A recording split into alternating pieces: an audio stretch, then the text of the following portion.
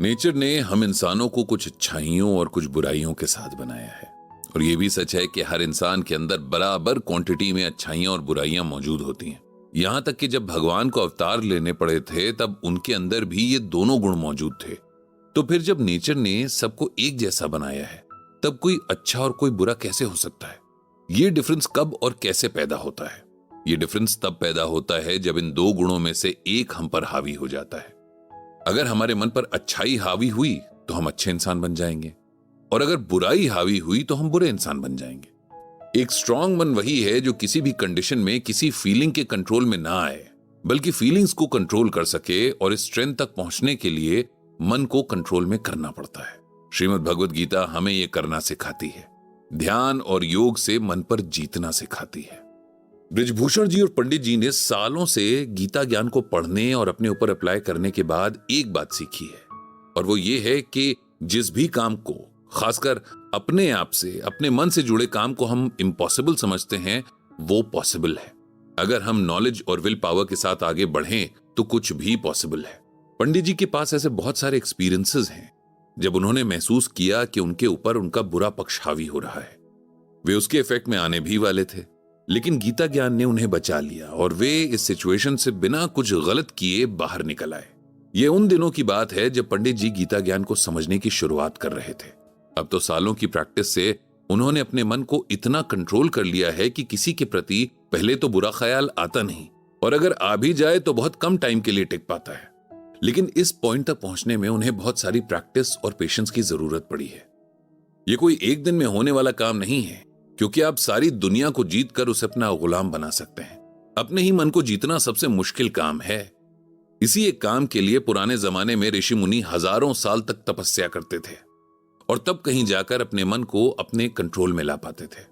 पंडित जी की गीता ज्ञान की इस जर्नी में ऐसे कई मोमेंट्स आए थे जब उन्हें लगने लगा था कि शायद उनके बस में कुछ भी नहीं है। कई बार उनका विश्वास डगमगाया भी था, लेकिन फिर भी उन्होंने भगवान की कही बातों पर ही चलने की ठानी, और आज उन्हें यह देखकर बहुत संतुष्टि है कि उनका चुना हुआ रास्ता एकदम सही था, जिस पे चलकर उन्हें कोई रिग्रेट नहीं है। ऐसा ही एक मोमेंट पंडित जी को बहुत याद आता है, जब वे अपने मन में कहीं गहरी छुपी बैठी एक बुराई से बस हारने ही वाले थे, लेकिन गीता ज्ञान ने उन्हें बाल बाल बचा लिया था।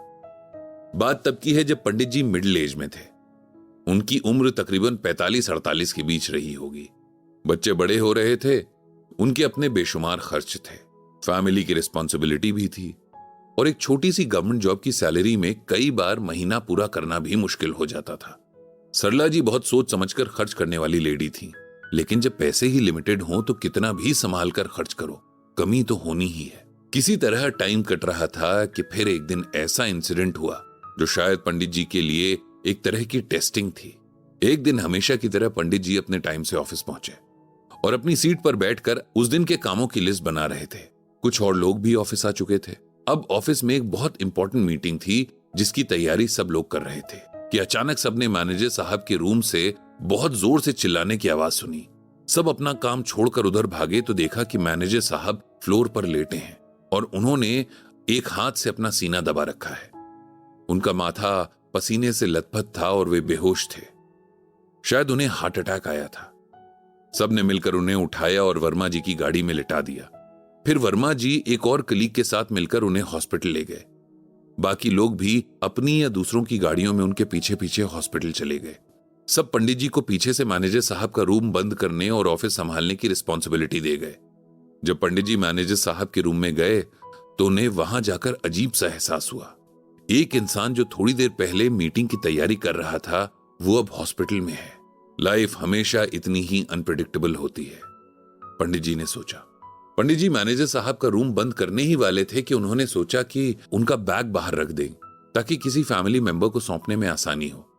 जैसे ही पंडित जी बैग उठाने के लिए टेबल के नीचे झुके तो उन्होंने देखा कि वहां एक और बैग रखा हुआ है। पंडित जी को ध्यान आया कि जब वो सुबह ऑफिस पहुंचे तो वो बैग एक आदमी के हाथ में था जो सीधे मैनेजर साहब के रूम में घुस गया था। मैनेजर साहब ने उसके लिए चाय नाश्ता भी मंगवाया था। क्यूरियोसिटी में पंडित जी ने वो बैग खोला तो उनकी आंखें फटी की फटी रह गईं, क्योंकि वो बैग नोटों से भरा हुआ था। पंडित जी समझ गए कि ये रिश्वत का पैसा था। अब उन्हें समझ नहीं आया कि क्या करें। इस बैग को यहीं रहने दें या चुपचाप घर ले चले। मैनेजर साहब जब ठीक होकर आ जाएंगे तो किसी से भी पूछ नहीं पाएंगे कि इस बैग को कौन ले गया। और उनको हार्ट अटैक आने पर इस रूम में इतने सारे लोग आए थे कि सीधे किसी पर शक भी नहीं कर पाएंगे। इसी उलझन में कब पंडित जी पर उनके मन में छिपा लालच हावी हो गया और उन्होंने चुपके से वो बैग उठा लिया और अपने कैबिन में छिपा कर रख दिया, उन्हें खुद पता नहीं चला। उन्हें मैनेजर साहब के कैबिन में आते जाते किसी ने नहीं देखा था, क्योंकि वहां सिर्फ एक पियून था और कुछ फीमेल कलीग्स जो अपने अपने काम में बिजी थे। अब पंडित जी का दिमाग दौड़ने लगा कि कुछ ऐसा करना पड़ेगा कि किसी को उन पर शक ना हो। उन्होंने सोचा कि अपनी कलीग शोभा जी को मैनेजर साहब के रूम की चाबी भी दे देंगे और उनसे कहेंगे कि सर का बैग बाहर ले आए। इस तरह जब सबके सामने शोभा जी बाहर आएंगी तो किसी को उन पर शक भी नहीं होगा। फिर पंडित जी पैसों के यूज के बारे में सोचने लगे। इतने पैसों में तो पूरी लाइफ अच्छे से कट जाएगी, बच्चे अच्छे से पढ़ लेंगे, हो सकता है कि घर भी बन जाए और जाने क्या क्या। जब मन में ख्याल आता कि ये तो गलत कमाई का पैसा है, तब उसे टोक देते कि उन्होंने थोड़े ना गलत तरीके से कमाया है, ये तो उन्हें पड़ा हुआ मिल गया बस। इस तरह जाने कितनी उधेड़ बुन से गुजरते हुए आखिरकार पंडित जी का मन लालच के आगे हारने ही वाला था कि उन्हें गीता में भगवान श्री कृष्ण की कही ये बात याद आ गई, अप्रकाशो अप्रवृत्तिश्च प्रमादो मोह एव च तमस्येतानि जायन्ते विवृद्धे कुरु नंदना। यहां भगवान श्री कृष्ण अर्जुन को तम गुण के बारे में बता रहे हैं। भगवान कहते हैं कि हे कुरुवंशी अर्जुन, जब तमोगुण विशेष वृद्धि को प्राप्त होता है तब अज्ञान रूपी अंधकार, कर्तव्य कर्मों को न करने की प्रवृत्ति, पागलपन की अवस्था और मोह के कारण न करने योग्य कार्य करने की प्रवृत्ति बढ़ने लगती है। अब इसे सिंपल वर्ड्स में इस तरह से समझना चाहिए कि भगवान कहते हैं कि मन में तम गुण के बढ़ने पर क्या होता है। तम का मतलब होता है अंधेरा, इसीलिए नाम से ही जाहिर है कि तम गुण यानी बुरा गुण। तम गुण के बढ़ने पर इंसान अपनी ड्यूटीज और रिस्पॉन्सिबिलिटीज से भागने लगता है, अपना मन कंट्रोल नहीं कर पाता है और इतना बढ़ जाता है कि सही गलत का फर्क नहीं कर पाता और उन कामों को करने लगता है जो नहीं किए जाने चाहिए। शायद पंडित जी के मन में उस टाइम तमोगुण हावी हो गया था, जो उनकी बुद्धि खराब हो गई थी, लेकिन फिर उनके पढ़े गीता ज्ञान ने उन्हें बचा लिया था।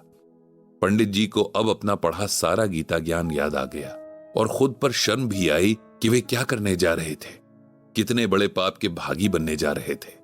वे सीधे उठे और वो बैग वहीं रख दिया जहां से उठाया था। बहुत देर से उनके मन में जो तूफान चल रहा था, उनके इस कदम से एकदम शांत हो गया था। उन्होंने भगवान श्री कृष्ण से अपनी गलती की माफी मांगी और आगे ऐसा कभी न करने का खुद से वायदा भी किया। अब जब कभी पंडित जी को यह इंसिडेंट याद आता है तो उन्हें समझ आता है कि उस दिन अगर उनका गीता ज्ञान उन्हें ना बचाता तो उन्होंने खुद को और अपनी फैमिली को कितने बड़े पाप का भागीदार बना